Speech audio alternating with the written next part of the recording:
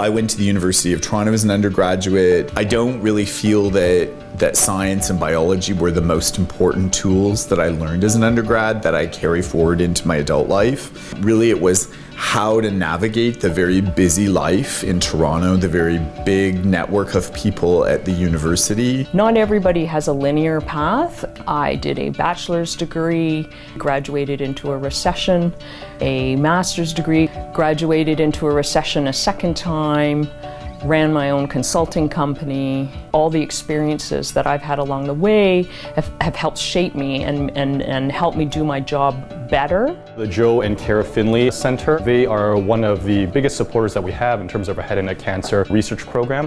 One of the things I like the most about my research is really the ability to change the way patients are potentially treated, to really make an impact on the world.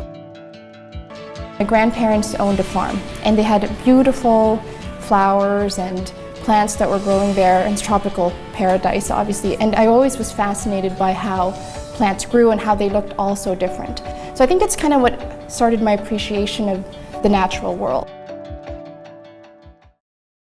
What I did really learn in my undergrad, which I think was critical for my development, and I think would be very helpful for undergrads now, is to try new things. So if you really want to pursue a scientific career, you should try different labs, you should try different organisms. Like I said, from my experience, I worked on C. elegans, Drosophila, and Arabidopsis, so 3 model systems.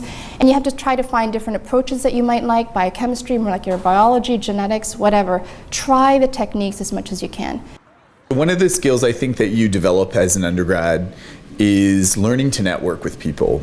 Realize that you need to be able to reach out to various people to help you do the best science possible.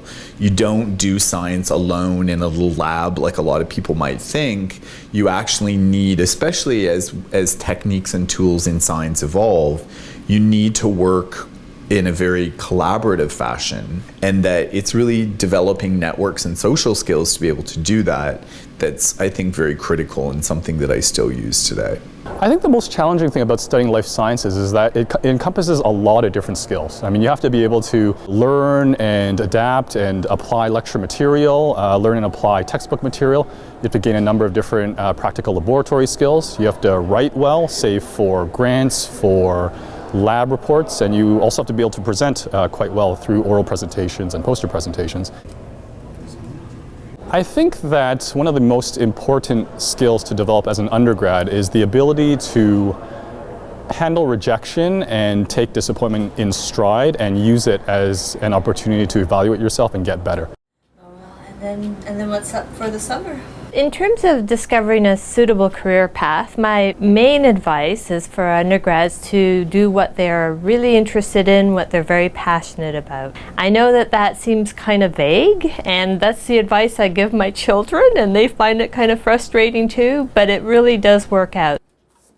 Exploring your passions in terms of the courses they take and finding job opportunities that expand your horizons in that area, then I think you start to get a sense of which direction you want to go. There is a tool online called My IDP, which was developed for graduate students and postdoctoral fellows, and I know that my graduate students have used it, and they think that it would also be useful for undergrads. It helps you sort of assess what your interests are and what are some potential directions to go.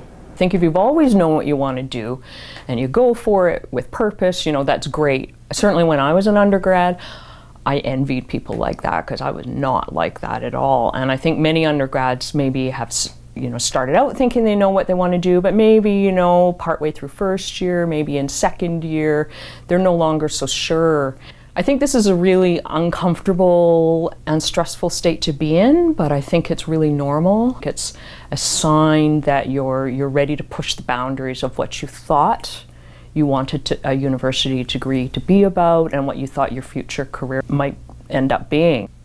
Although students in cell and systems biology related programs learn a lot of content related to cell and molecular biology or cell physiology, for example, it's not necessarily the case that that is the material they're going to be dealing with on a day-to-day basis in their future job. One of the biggest challenges that students have when they're about to graduate or after they've graduated, they're looking for careers where they match the content that they've learned in an undergraduate education with the content that they're expecting to immerse themselves in some future position.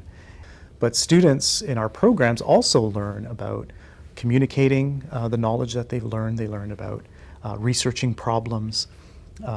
They learn about evidence-based decision making. And I think instead of trying to match content with content, they need to match the skills that they've learned in an undergraduate education. And so students that have skills in how to research questions, how to develop ideas and defend them, those sorts of skills are going to be, tremendous for their ability to succeed. Undergraduates can help prepare for post-grad life by really taking advantage of all the opportunities they have while they're undergraduate students.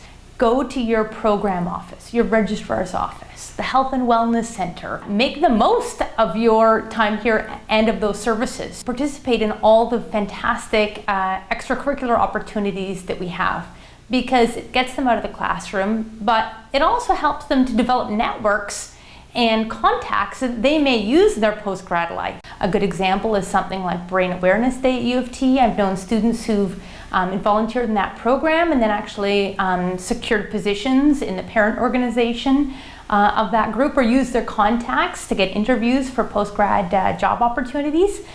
And also that cohort of students that you meet, that becomes your network once you've graduated. Your friends, essentially. I still meet with my undergrad friends, but also those are people that you go to in your professional life when you are wanting to collaborate on projects in your job, or perhaps you want to network to find a different position. These are people that you can go to. So you get a lot of advantages. And I think also students see when they participate in extracurricular activities that they're really applying what they're learning. This is a time where really you prove yourself to yourself, but again have to manage your affairs properly, which means work hard, best your intelligence, and prove to yourself what is your capacity. And you'll be surprised as an individual how much capacity and how much intelligence you have. You can change the world. Throughout your undergraduate career, you will have disappointment and rejection, whether it's in marks, with exams, with tests, with scholarship applications, with career opportunities, or maybe even your social life.